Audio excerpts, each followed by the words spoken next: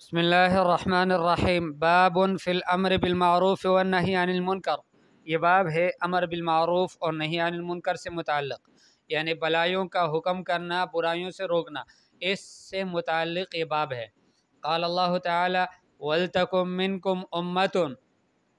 چاہیے کہ تمہیں ایک ایسی امت ہو یدعون الی الخیر، کہ جو خیر کی طرف دعوت دے، وَيَأْمُرُونَ بِالْمَعْرُوفِ، اور لوگوں کو حکم کرے بلائیوں کا، وَيَنْهَوْنَ عَنِ الْمُنْكَرِ، اور روکے لوگوں کو برائیوں سے، وَأُولَٰئِكَ هُمُ الْمُفْلِحُونَ، اور حسر کے ساتھ یہی لوگ کامیاب ہیں۔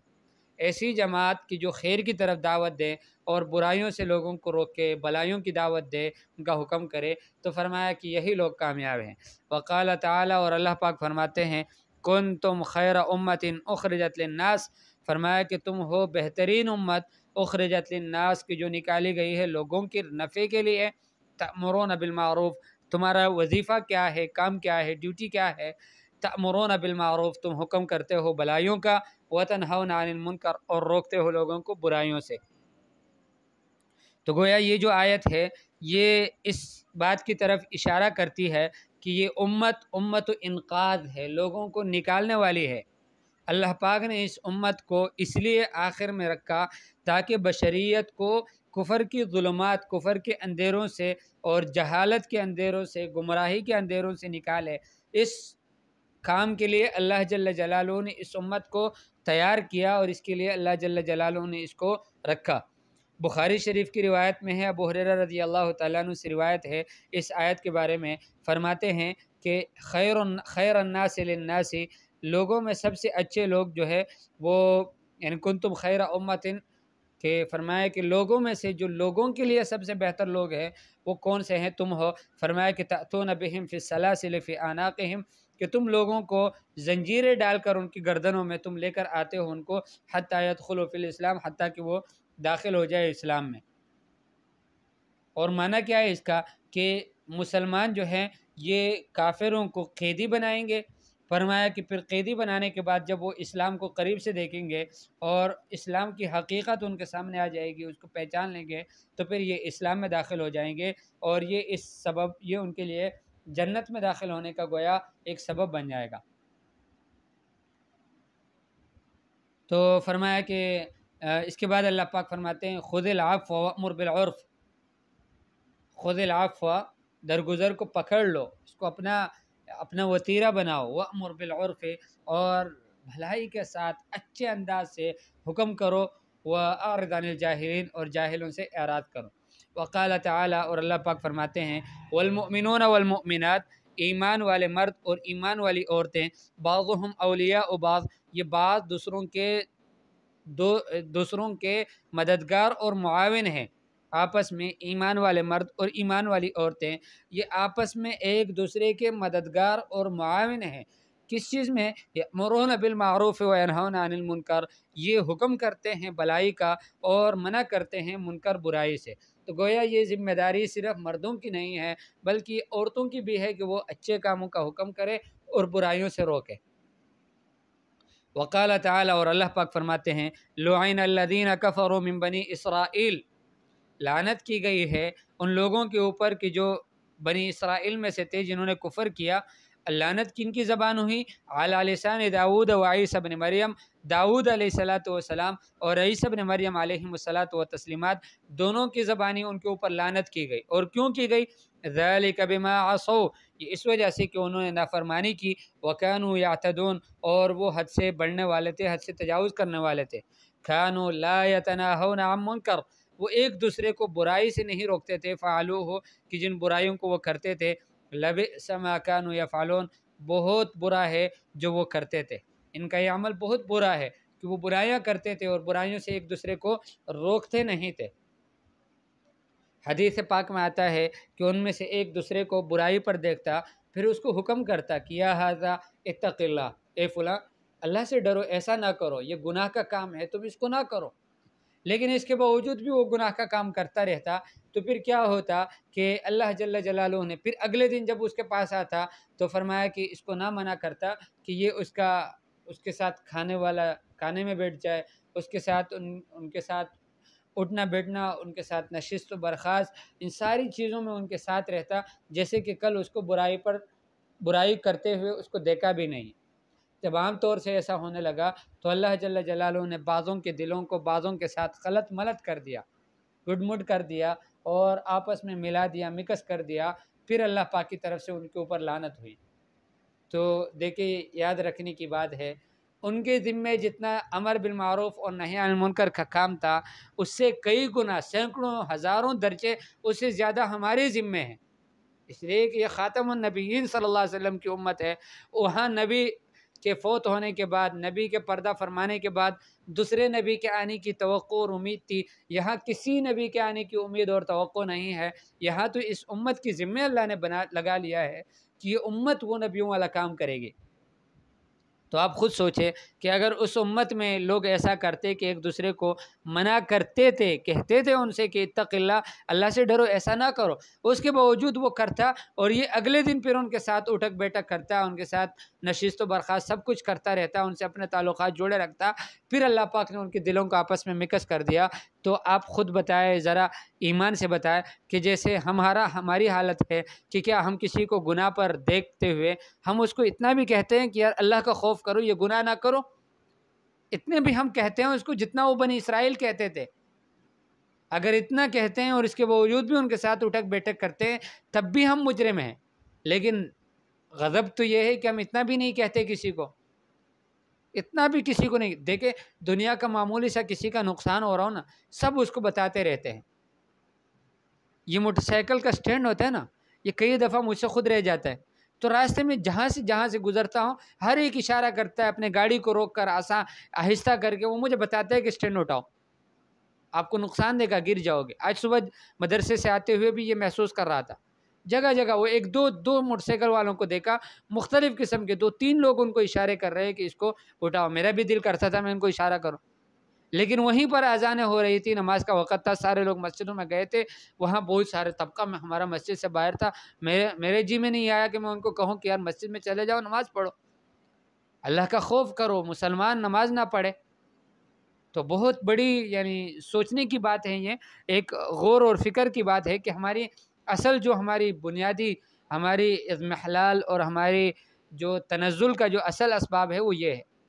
کہ ہم اپنے وظیفے سے ہٹ گئے، اپنے کام سے ہٹ گئے، اپنا کام جو ہمارے ذمے کام تھا اس کو چھوڑ دیا، اور جو ہمارے ذمے کام نہیں تھے،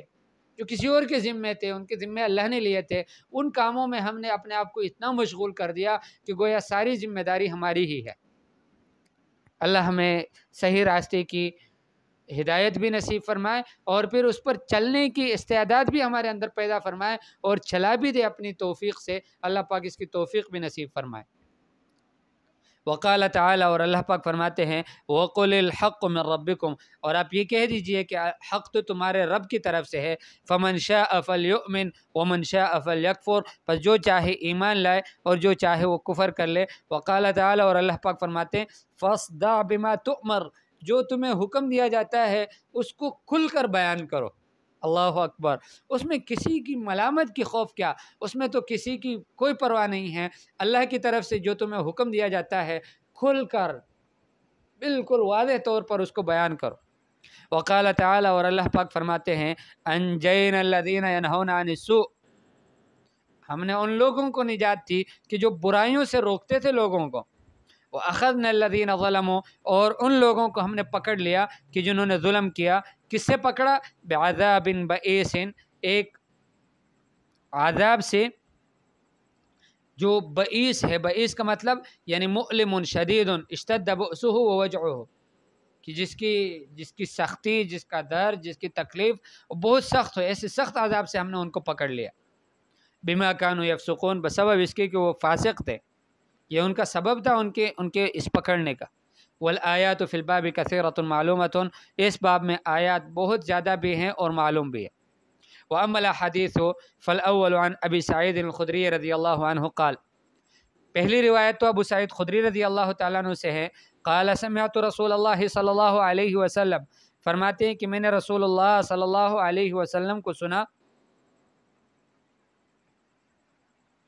یقول، وہ فرماتے تھے من رأى منکم منکرا فلیغیرہ بیدہ،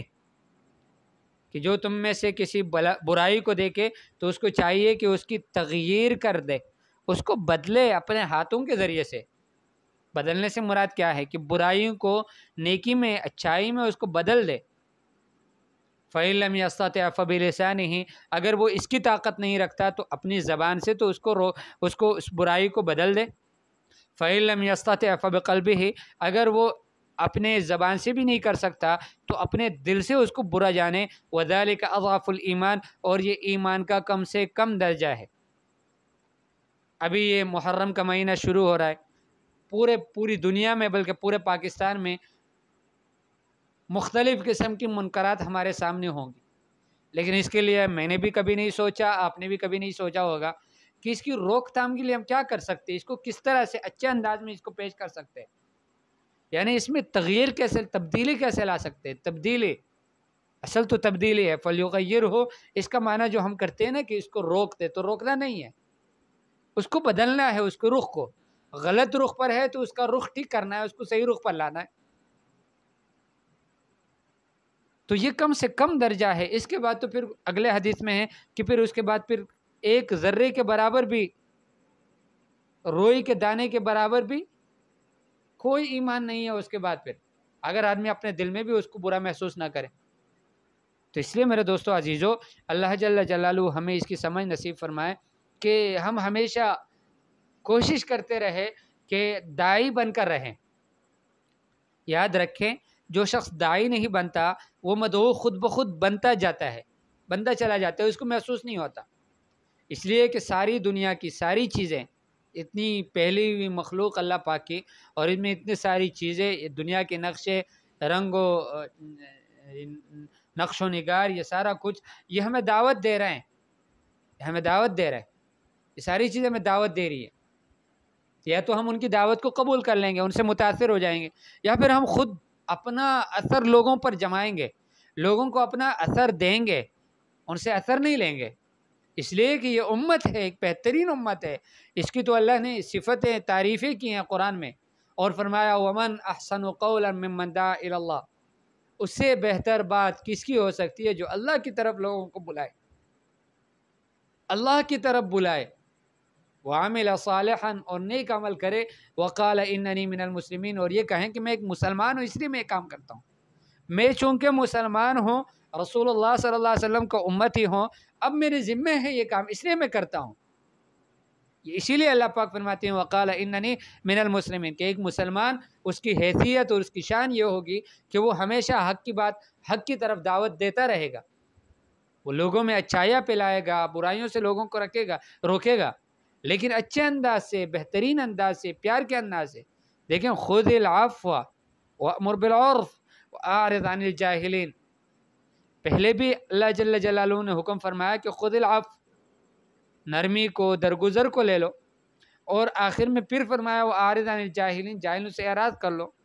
بیچ میں فرمایا کہ بھلائی کا حکم کرو اور وہ بھی اچھے انداز سے۔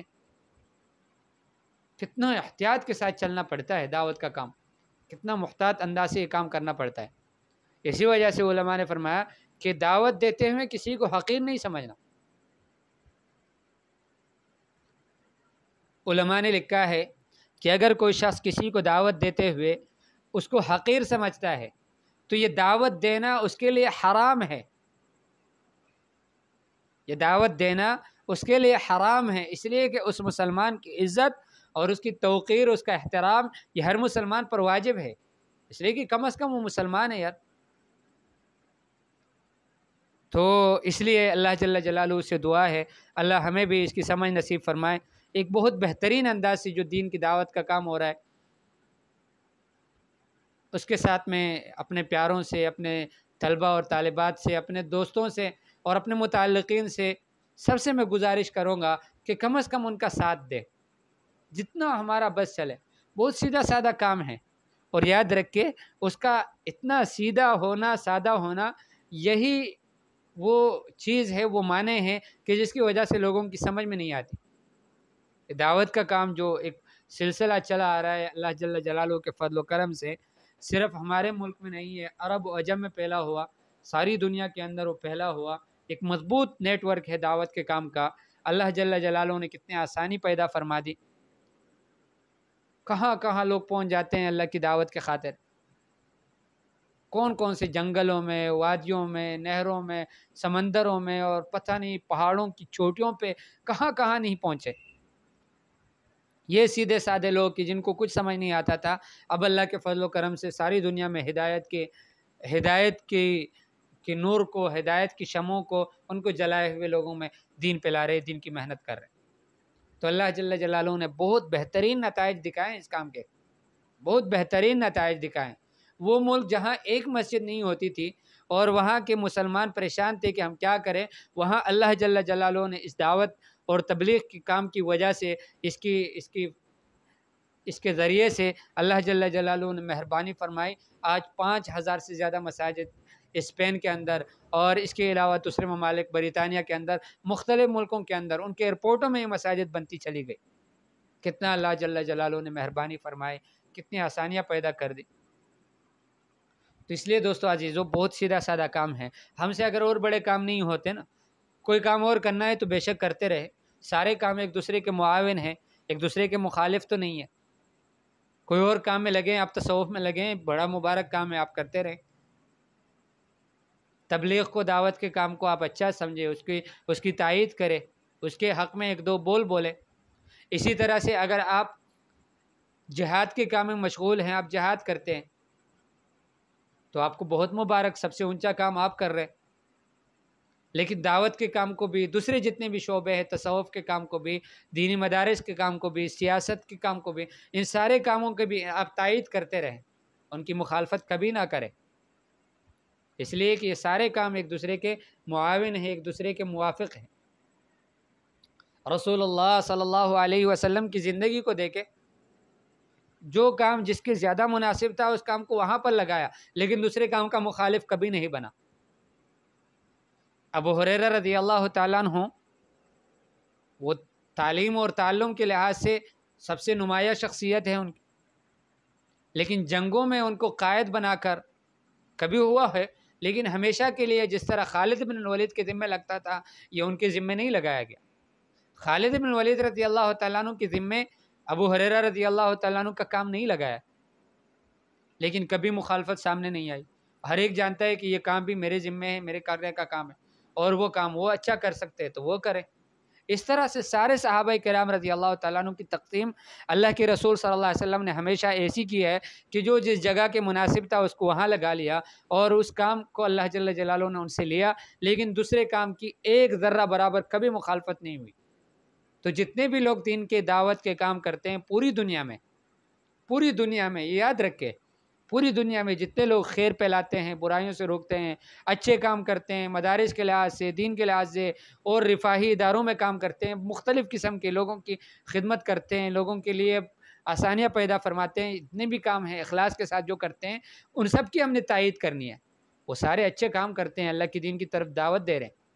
اسی وجہ سے اس آیت کے تحت مفسرین نے لکھا ہے وَمَنْ أَحْسَنُ قَوْلًا مِّمَّنْ دَعَا إِلَى اللَّهِ وَعَمِلَ صَالِحًا۔ اس آیت کی تفسیر میں علماء نے لکھا ہے، فرمایا کہ مفسرین نے لکھا ہے کہ جو شخص جس طریق سے بھی دعوت دے، فرمایا کہ مؤذن جو ہے وہ اذان کے ذریعے سے دعوت دیتا ہے، اللہ کی طرف لوگوں کو بلاتا ہے، اور فرمایا کہ اس سے بہتر حدیث پاک میں آتا ہے، دعا ہے جو مسنون، اللہم رب هذه الدعوت التامہ، ایک مکمل دعوت ہے اذان دینا، تو گویا مؤذن وہ اذان کے ذریعے سے اللہ کی طرف دعوت دیتا ہے۔ تو ہم نے اس کو یوں نہیں سمجھنا کہ وہ تو دعوت کا کام نہیں کرتا، بڑا دعوت کا کام وہ بھی کر رہا ہے، مؤذن ہے۔ اسی طرح سے مجاہد، المجاہد یدعو الناس بسیفہ الی اللہ، وہ مجاہد جو ہے وہ تلوار کے ذریعے سے لوگوں کو اللہ کی طرف بلاتا ہے۔ تلوار اس نے کیوں اٹھائی ہے؟ اسی لیے تاکہ اللہ کا کلمہ ساری دنیا کے اندر سربلند ہو جائے، تو وہ بھی دعوت دے رہے اللہ کی طرف۔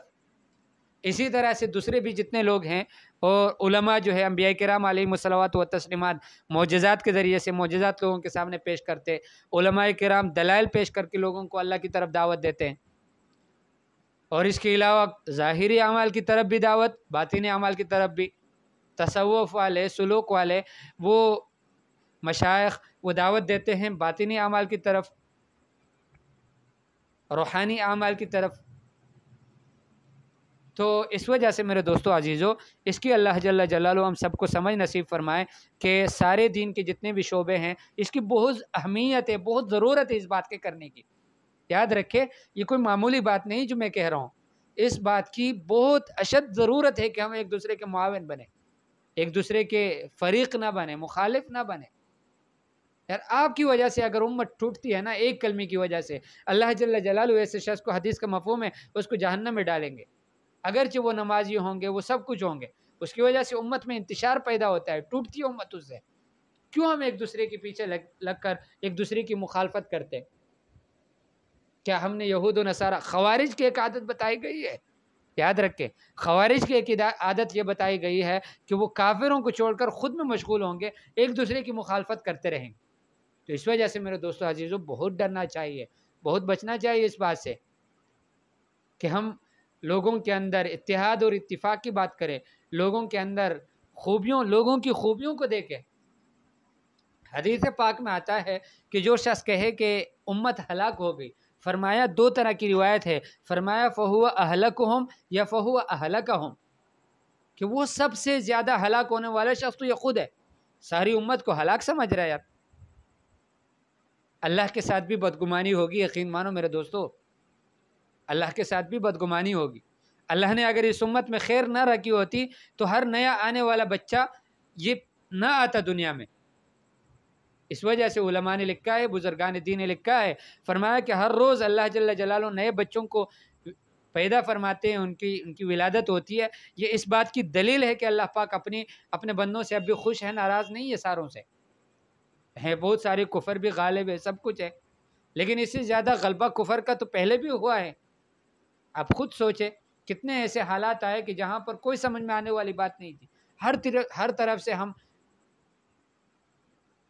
مسلمان جو ہے وہ کافروں کے ان کی طرف سے ان کی سختیوں میں وہ پس رہے تھے۔ ایسے وقت میں اللہ پاک نے آسانیاں پیدا کر دے، راستہ نکال دیا۔ تو آج بھی ہم لوگوں میں امید پیدا کر دے، ان کو یوں کہے کہ اللہ پاک ہمارے ساتھ ہے، لا تحزن ان اللہ معنا، اللہ ہمارے ساتھ ہے۔ لیکن یہ میرے دوستو عزیزو کہ ہمارا کام صحیح ہو، صحیح رخ پر کام کرے، ہم صحیح نہج پر کرے، رسول اللہ صلی اللہ علیہ وسلم کی محنت کو رسول اللہ صلی اللہ علیہ وسلم کی نہج پر ہم کریں گے، تب میرے دوستو عزیزو اللہ پاک ہمیں اچھے دن بھی دکھا دے گا اور اس کے نتائج اللہ پاک مرتب فرمائیں گے۔ اللہ جل جلالہ ہم سب کو نیک کام کی دعوت دینے کی توفیق نصیب فرمائے اور اس مبارک محنت کے ساتھ جڑے رہنے کی موت تک اللہ پاک ہمیں توفیق نصیب فرمائے۔ ہمارے عزیز و اقارب، ہمارے متعلقین سب کو اللہ پاک دین کی دعوت کی محنت کے لیے قبول فرمائے، ہماری آئندہ آنے والی نسلوں کو بھی اللہ پاک دین کی عالی محنت کے لیے قبول فرمائے۔ وصلی اللہ تعالی علی خیر خلقہ محمد و آلہ و اصحابہ اجمعین، آمین برحمتک یا ارحم الراحمین۔